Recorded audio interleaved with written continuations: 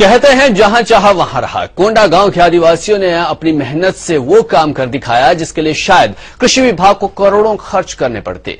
आदिवासी किसानों ने धान की विलुप्त हो रही तकरीबन 300 प्रजातियों का जर्म प्लाज्मा बैंक बना दिया है। अब इस धरोहर समिति से national bureau of plant genetic resources ने भी अध्ययन के लिए धान की किस्में मांगी है।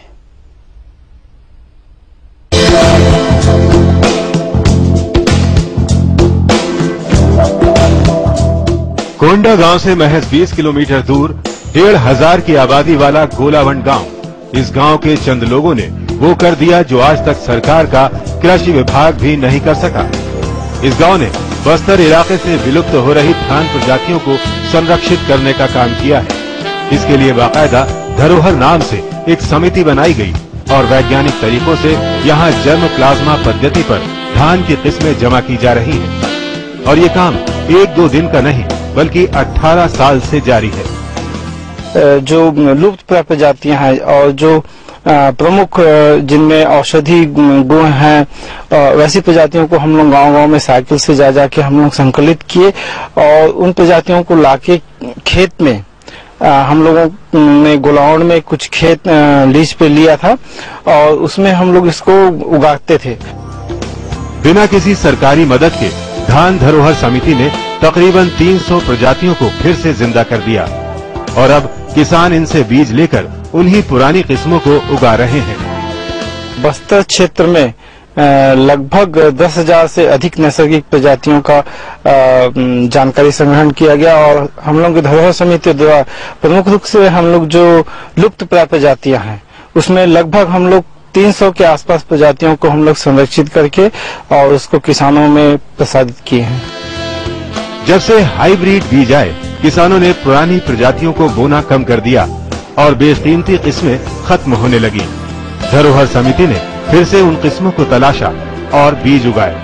किसानों में जागरूकता अभियान फैलाया। किसानों को मुफ्त बीज बांटे इस शर्त पर कि वो फसल के बाद 1.5 गुना बीज वापस करेंगे। अब किसान भी हाइब्रिड बीज नहीं बोना चाहते। पैसा नहीं लेते हैं, ऐसे देते हैं। ऐसे दे देते हैं? हाँ, फिर वापस करना पड़ता है? हाँ, पड़ता है। तो कैसे वापस करते हो? उतना ही करते हो कि ज्यादा करते हो? ज्यादा करते हैं। कितना ज्यादा करते हो? 1 खंडी का 10 पैली ज्यादा, 1.5 खंडी देते हैं। अच्छा, फिर भी तुम लोग को लगता है कि अच्छा धान है? अच्छा है। अच्छा, हाँ। गांव में धरोहर समिति है, ऐसा समिति दूसरे जगह में नहीं है। अच्छा लगता है तुम लोग को हमारे गांव में धरोहर समिति है बोल के? हाँ, अच्छा लगता है। इस तरकीब ने इस समिति को बीज बैंक में तब्दील कर दिया है। हर सदस्य का बीज अकाउंट बन गया है। अब इलाके के बाहर के किसान भी समिति से जुड़ रहे हैं। खास बात ये कि इस खेती में रासायनिक खादों का इस्तेमाल नहीं होता। आज देख के गांव के लोग भी खुश होते हैं और बाहर गांव के किसान भी आते हैं, जुड़ते हैं। ये धान में तो केवल गोबर खातू लगता है हमारे देसी धान में और बाकी बोलते हैं। आज तक तो मैं हाइब्रिड लगाया नहीं हूँ घर का खेती में भी। धरोहर समिति के जरिए ऐसी प्रजातियां दोबारा इलाके में दिखाई देने लगी हैं, जिनमें लोकटी माछी, बांडी लुचई, तुरिया लुचई, बासा भोग, अलचाय सारस मुंडी, बेनियार जैसी खास प्रजातियां शामिल हैं। ये किस्में खेती के लिहाज से ही नहीं बल्कि इस्तेमाल में भी लाभदायक हैं। ऐसी धान जिसकी रोटियां बन सकती हैं, साथ ही वो कुपोषण के लिए रामबाण है। एक विशेष प्रजाति का बताना चाहूंगा, फूल मेछा बोलते हैं।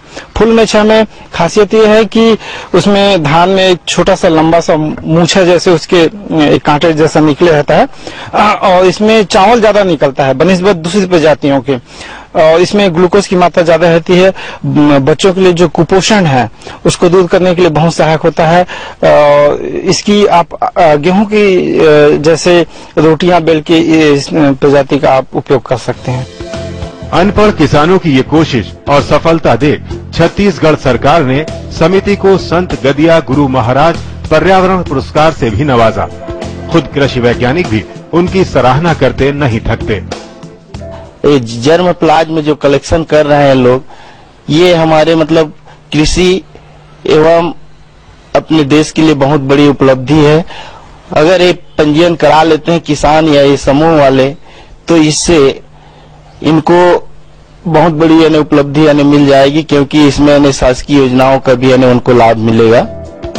18 साल से आदिवासी किसान अपनी मेहनत से धान के कटोरे को बचाने की कोशिश कर रहे हैं, लेकिन चंद अवार्ड्स और एक दो एनजीओ की आर्थिक मदद के अलावा सरकार की तरफ से इनके प्रोत्साहन के लिए कोई ठोस कदम नहीं उठाया गया।